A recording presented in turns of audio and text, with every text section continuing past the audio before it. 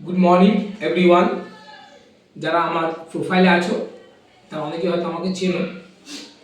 তোমাদের জন্য একটা মেসেজ আছে আমার কাছে, 2-3 লাইনে একটু শোনো ভালো করে। এখন প্রেজেন্ট উচ্চ মাধ্যমিক পরীক্ষা চলছে, এইচএস। তা আমাদের উচ্চ মাধ্যমিক পরীক্ষা নিয়ে অনেক মাতামাতি হয় প্রতি বছরই। তা গতবারে যে জিনিসটা দেখেছি আমি ঠিক সেম জিনিস এই বছর যে দেখেছি। তা জিনিসটা কি আমি তোমাদের সঙ্গে একটু শেয়ার করছি। এই কয়েকদিন আগে দেখি একজন মা তার ছেলেকে টোটো থেকে কন্যগর স্টেশনে গলাপুর থেকে নামালো। নামিয়ে আবার টোটো ধরবে, দেখি আবার হাত ধরে, ছেলেটার হাত ধরে, মানে হাতের বাড়িটা ধরে মা নিয়ে যাচ্ছে কোথায়, গলাপুরের পরে। তা পরে বিষয়ে জানতে পারলাম যে ছেলেটা পরীক্ষা দিতে যাচ্ছে। কিন্তু তার আগে পর্যন্ত আমি ভেবেছিলাম যে হঠাৎ কী হলো ভাই, ছেলেটা কি অসুস্থ হয়ে গেল নাকি, তোর মা ওকে হাত ধরে নিয়ে যাচ্ছে, মনে হয় ছেলেটা তো অসুস্থ।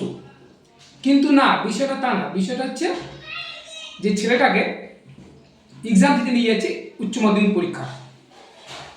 আমার হাসি পেয়েছে খুব জোর, যে কি আশ্চর্য জিনিস। ছেলে পরীক্ষা দিতে যাচ্ছে, ছেলেটাকে মা এমনভাবে নিয়ে যাচ্ছে যেন মনে হচ্ছে ছেলেটা বুঝি এই মারা যাবে, এই বুঝি মরে গেল, কোনো কোনো বড় কোনো রোগ ব্যাধি হয়েছে, তাকে হসপিটালিস্ট হচ্ছে কিংবা তাকে ডাক্তারখানায় নিয়ে যাওয়া হচ্ছে, এমনভাবে নিয়ে যাচ্ছে। তাদের দোষে বলি, ওটা এক্সাম দিতে নিয়ে যাচ্ছে। আপনারা ভাবেন কেমন, তো ছেলে কারগিলে যাচ্ছে আর ফিরবে না, কারগিল যুদ্ধে যাচ্ছে।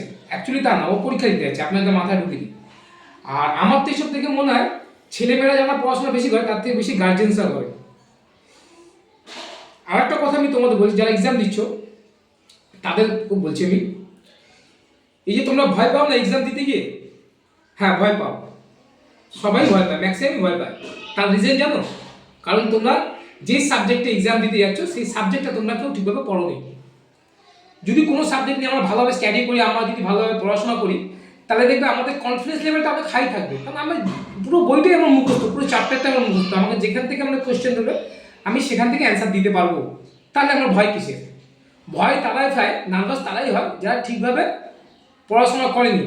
এবার হয়তো অনেকে বলবে যে না আমি তো 2 ঘন্টা পড়েছি, 3 ঘন্টা পড়েছো, কিন্তু সেটা মা বাবাকে দেখানোর জন্য, ফ্যামিলিকে দেখানোর জন্য। কারণ তোমরা তো শোনা, এখনকার তো মা বাবারা ছেলেদের থেকে মনে করে যে আমার শোনা।